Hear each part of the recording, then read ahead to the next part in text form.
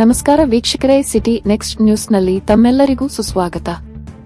ಇಂದು ಹುಬ್ಬಳ್ಳಿಯ ಬಂಕಾಪುರ ಚೌಕಿ ಭಾರತ ಹೋಟೆಲ್ ಮುಂದಿನ ದೃಶ್ಯ. ಚಿಕ್ಕ ರಸ್ತೆ ಬದಿಯಲ್ಲಿ ದರ್ಗಾ ಹತ್ತಿರ ಬಳಿ ಇರುವ ಸ್ಥಳದಲ್ಲಿ ವಾಹನಗಳು ಗುಂಪು ಗುಂಪಾಗಿ ನಿಲ್ಲುತ್ತದೆ. ಆಸ್ಪತ್ರೆ ಆಂಬ್ಯುಲೆನ್ಸ್ ಬರಲು ಸಾಧ್ಯವಾಗಿಲ್ಲ, ಆದರೆ ಇದು ಸರ್ಕಾರದ ಗಮನಕ್ಕೆ ಇರಲಿ.